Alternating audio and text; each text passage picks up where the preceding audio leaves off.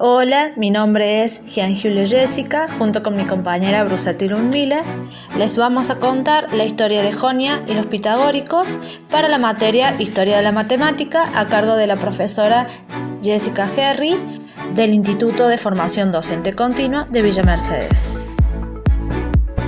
Los orígenes del mundo griego están relacionados con la depresión en la actividad intelectual de las civilizaciones egiptas y mesopotámicas.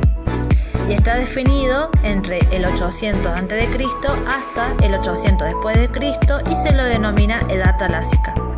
Si bien los egipcios y los babilonios siguieron produciendo bienes culturales, fueron los griegos los que hegemonizaron la cultura. Se establecieron a lo largo de las costas del Mediterráneo en el segundo milenio a.C., desprovisto de cultura alguna. Sin embargo, no les llevó mucho tiempo al mejorar aquello que les habían enseñado. Los primeros Juegos Olímpicos se celebraron en el año 776 a.C. y por esa época se había desarrollado ya literatura griega como Homero y Hesíodo. Durante el siglo VII a.C. aparecieron dos hombres, Tales y Pitágoras. Tales, un ilustre geómetra, padre de la organización deductiva de la geometría, ideó un método para encontrar la altura de las pirámides por medio de la sombra que éstas proyectan.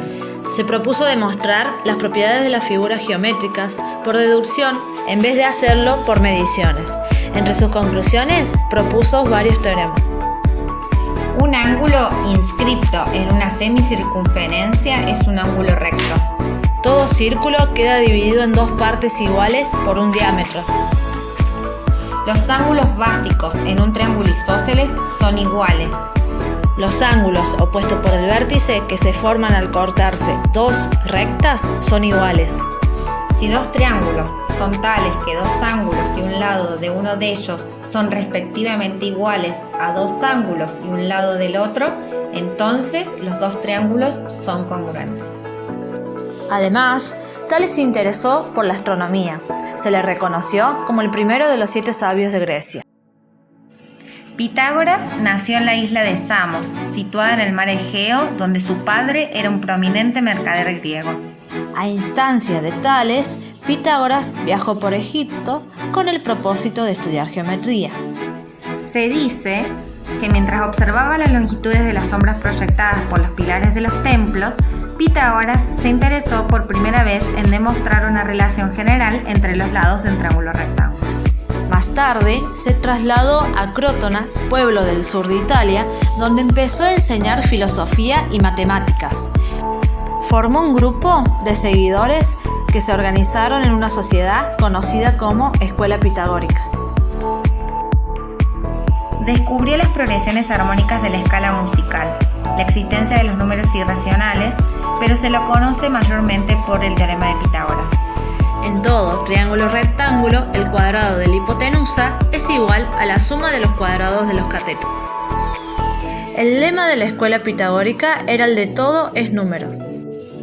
La figura de la estrella de 5 puntas que se forma al trazar las 5 diagonales de una cara pentagonal de un dodecaedro regular parece haber sido una especie de símbolo de la escuela pitagórica. Si bien los miembros de la escuela pitagórica estuvieron familiarizados con las propiedades geométricas, no conocían la mayoría de los polígonos regulares.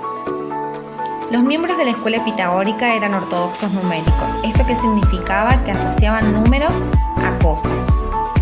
Arquitas de Tarento, matemático pitagórico, insistía en una numerología pitagórica. Por ejemplo, el número 7 ha sido destacado desde antiguo por un temor reverente, probablemente debido a que son 7 las estrellas errantes o planetas, de los que se derivó la semana y por lo tanto nuestros nombres para los días de la semana. Cada número tenía propiedades especiales. La geometría no había sido mucho más que el número aplicado a la extensión espacial. En Grecia, la palabra número se usaba solo para los números enteros positivos. A las fracciones se las consideraba como la relación entre dos enteros. Además, la hipótesis del movimiento circular uniforme de la Tierra, que formularon por primera vez los pitagóricos, fue 2000 años más tarde aceptada por Copérnico sin discusión. La idea de número en su pensamiento puede ilustrarse muy bien por su interés en los números figurados. ¿Pero qué son? Es todo número natural que, al ser representado por un conjunto de puntos equidistantes, pueden formar una figura geométrica regular. Se le atribuye a Pitágoras dos grandes descubrimientos matemáticos y concretos. El primero es la construcción de los poliedros regulares. Y el segundo, la teoría de las proporciones. El sistema de numeración ático y el sistema de numeración jónico fueron dos sistemas de numeración propios de la época. La historia de la matemática durante la época de Tales y de Pitágoras dependió en alto grado de conjeturas e inferencias. Tales estimaciones dependerán de nuestro grado de confianza en la tradición.